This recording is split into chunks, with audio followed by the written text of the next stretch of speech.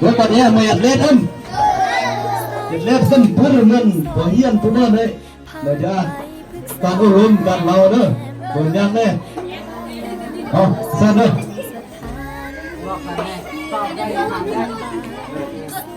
เราจะมาจังมาเราทำทำจะมาตอบขึ้นบนกาอ้ำตอบมันจุดของควันเราความกล้าหาญของพ่อนักเฮียนเนอะเอาเสร็จฮัลโหลได้ยินบ่ยินเนาะอาจารย์ว่าภาษาลาวเข้าใจบ่ลูกเข้าใจเนาะสบายดีภาษาบ้านเฮาว่าจังไดสบายดีภาษาบ้านเฮาว่าจังไดสบายเลยสบายดีพ่อแม่พี่น้องนี่ว่าจังไดลูกสบายเลยเดินมาไตแห้งอาจารย์ว่าคือบ่อาจารย์ว่าคือบ่ท่านอาจารย์จะว่าภาษาเขาเด้อโดยท่านก็โดยท่านก็เป็นบ่โดยเป็นบ่เขาเรียนหนังสือเขากับผู้ใหญ่เขาบอกคำสุภาพเป็นบ่ลูกเรียนบ่ถ้าว่ากับพระอาจารย์ต้องบอกว่าโดยเป็นบ่แต่ต้องมีขน้อยมานำเด้อวันนี้เด้อโดยขน้อยก็เห็นพระอาจารย์มาแนวนี้บ่ที่ตอนไหนลูกมีพระอาจารย์ลงมาแบบนี้บ่มีครับรอบ่พระอาจารย์รอสักนิดครับดีใจบ่พระอาจารย์มาดีใจบ่ดีใจยกมือขึ้น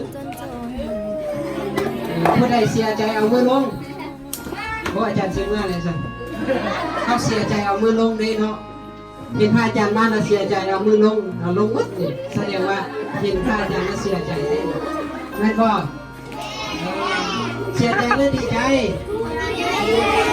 ดีใจเอามือขึ้นท่านผู้ใดเสียใจเอามือลง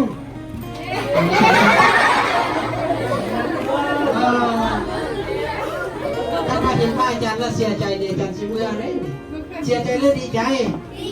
ดีใจเอามือขึ้นดีใจเอามือลง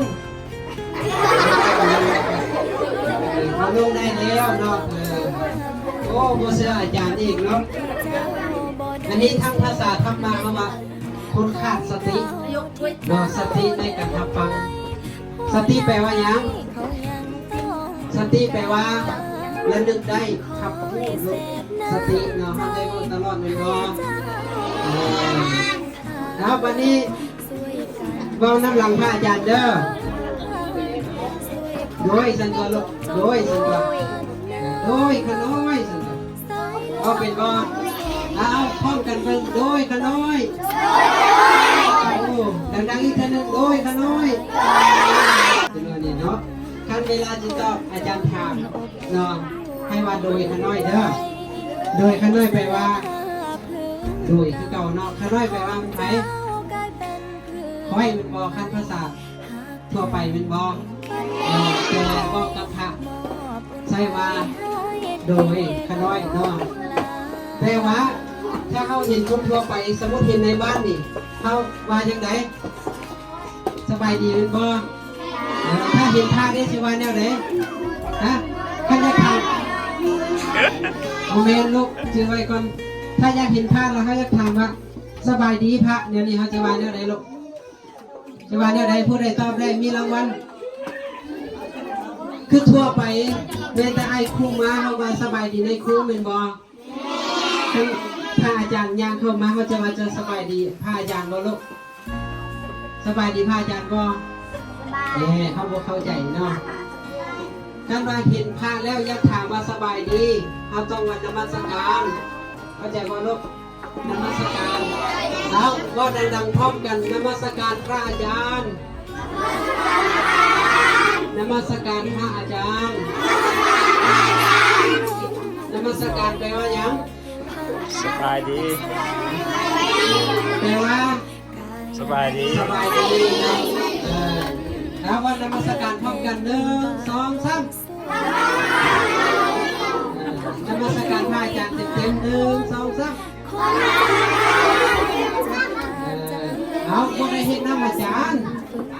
พ่อให้ก็นมัสการพระอาจารย์ลูกเอาอีกทีหนึ่ง1 2 3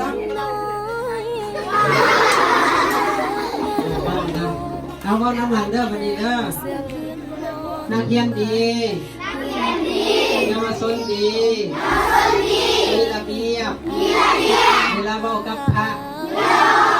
ต้องพนมมือเขาคือบ่พนมมือสิ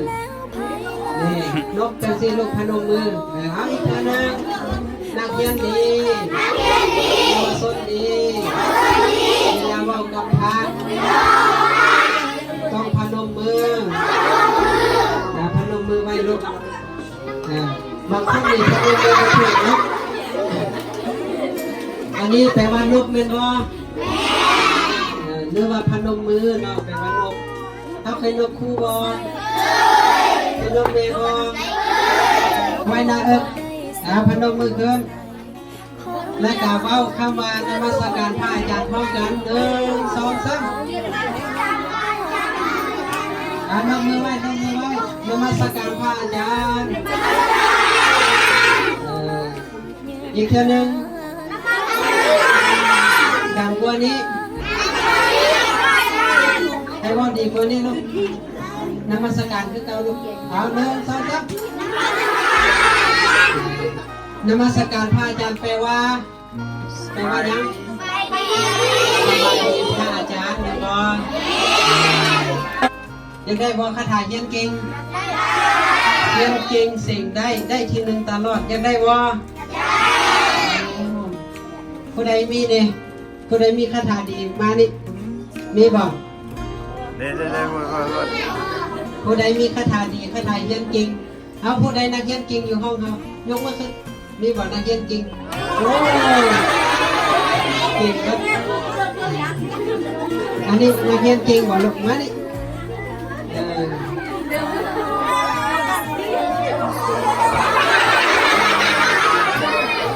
เอาสาธุให้มูนะลูกสาธุแปลว่าหยังสาธุแปลว่าหยัง ดีแล้ว โมเมนสาธุแปลว่าดีแล้วให้ชื่อเด้อวันนี้เด้อสบายดีแม่นนมัสการสาธุแปลว่าดีแล้วสาธุให้มูเนาะโอ้รออยู่ได้เนาะฮัลโหลชื่อหยัง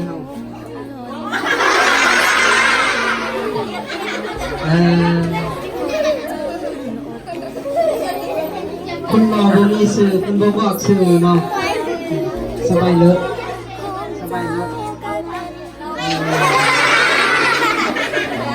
ชื่อมาอาจารย์ถามมาสื่อหยังบ่ให้เว้าน้ำหลังอาจารย์มาสื่อหยังเขาสื่อหยัง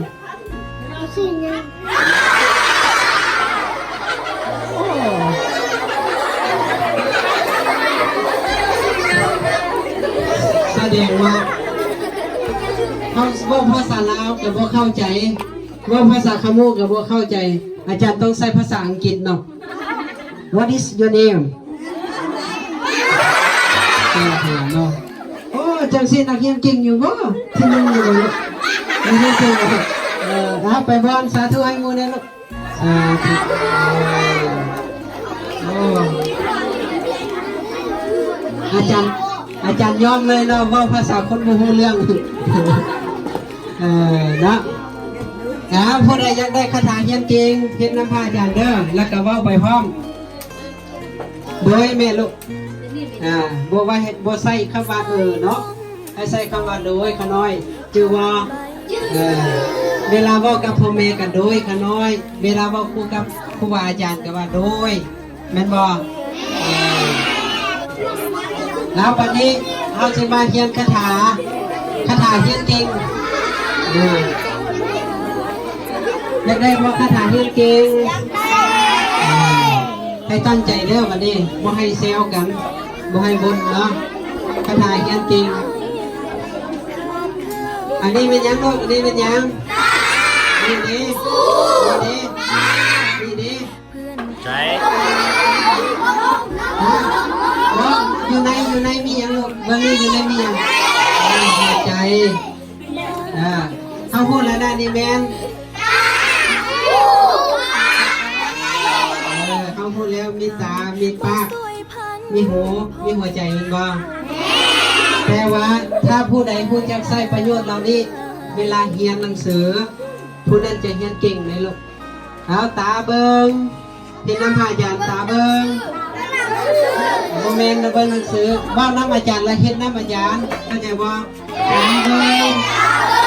เอาสองมือที่ลูกเอาสองมือมันจึงงามตาเดียวโอ้ยอาจารย์จับไม่เนาะตาเบิงหูฟังสมองคิดจดจ่อโอ้ยเนาะเฮ็ดน้ำอาจารย์เด้อ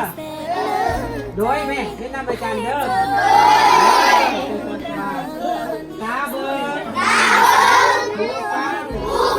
สมองคิดจดจ่อมีหัวใจดีๆเนาะจดจ่อ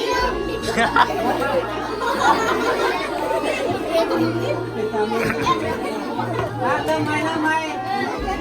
ได้จุดซี่อยู่น้องน้อยเดี๋ยวเราหมดอยู่แย่ง โอเคเนี่ยซี่กับซี่อยู่นี่นะตาเบิ้งหูฟังสมองคิดจดจ่อมาเข้าใจให้ถามเมื่อบ้านเราคืนถ้าผู้ใดเรียนได้เอาไปใส่ได้เรียนเก่งได้ลูกวันนี้อาจารย์ชีว่าเฮาเฮ็ดเด้อวันนี้เด้ออาจารย์ว่าตาเบิ่งเด็กตลอดอยู่โดยซั่นบ่อย่าลืมคันว่าลืมเนี่ยอาจารย์บ่แจ้งเครื่องเลยอาจารย์จักไปหมดคันว่ายังใส่อยู่นำอาจารย์เนาะอาจารย์สิเอาเครื่องบริจาคนี่ไปบริจาคบ้านอื่นบ่ให้แล้วเฮานี่ใส่เข้ามาโดยก็บ่เป็นเด้อยากได้อยู่บ่ของขวัญถ้าเป็นคนดีอยากได้บ่ก่อนจะเอาคาถาคนดีอาจารย์ที่บอกในการเป็นคนดีก่อนการเป็นคนดีได้หนึ่งเชื่อฟังคำเว้าพ่อแม่ผู้ใดเชื่อฟังคำเว้าพ่อแม่เป็นคนดีผู้ใดมาหูเรียนตั้งใจเรียนฟังความครูอาจารย์เป็นคนดีเวลาเขาอยู่เฮือนผู้ใดช่วยเวียกเฮือนพ่อแม่ช่วยกวาดเฮือนล้างถ้วยซักเครื่องเกลือเป็ดเกลือไก่เป็นคนดีบ่ลูกเป็นคนดีไปรับเครื่องเป็นคนดีบ่ไปกินยาบ้าเป็นคนดีบ่ผู้ใดเคยกินยาบ้าอยู่นี่มีบ่มีเนาะอาจารย์จะให้คาถานักคนดีอาจารย์ถามว่าเฮาเป็นนักเรียนให้มาดีเด้อเข้าใจบ่นักเรียนโมเมนต์บ่น้ำหลังให้ว่าดีคำเดียวเข้าใจบ่เขาเป็นนักเรียนเขาเป็นนักเรียนเป็นศิษย์ที่เป็นลูกที่เป็นเยาวชนที่คนให้ทั่วสัวยาเอา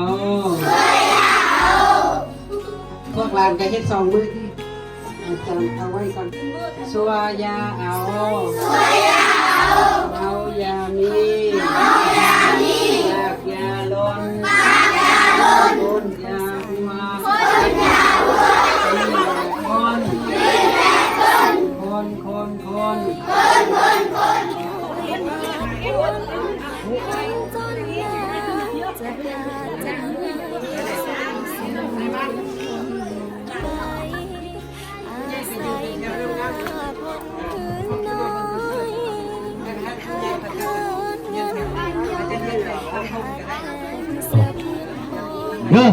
ตัวกับน้ำกับทุนเป็นแถวเดี๋ยวแถวมันก่อนแย่เนอะอย่าโน้เจิมซื่อมันก่อนนอนเนอะแถววะ ไปถ่ายรูปไปแท้ถ่ายรูปละ เอาเยาวชนนักเรียนว่านำพาอาจารย์เด้อนักเรียนดี มีระเบียบ นักเรียนดี มีระเบียบ นักเรียนขี้หมายืนแถวบ่ซื้อเบิ่งเด้อวันนี้ผู้ใดนักเรียนขี้หมานี่ Ada musuh cek lagi. เห็นบ่ผู้ใดยืนแถวบ่ซื้อนักเรียนขี้หมาได้ลูกเดี๋ยวเฮ็ดแถวซื่อๆเบิ่งตัวเองเด้อคำผู้ใดบ่อยากเป็นนักเรียนขี้หมานักเรียนดี มีระเบียบนักเรียนขี้หมาเฮ็ดแถวบ่ซื้อนี่น้อยๆนี่แม่นได้นี่ป้าเข้าไปเลยเอาฮ้อนบ่ฮ้อนก็อดเอาเด้อวันนี้เด้อทางหน้าบ่ฮ้อนดอกฮ้อนแต่ทางหลังนั่นบ่นะได้แล้วได้แล้ว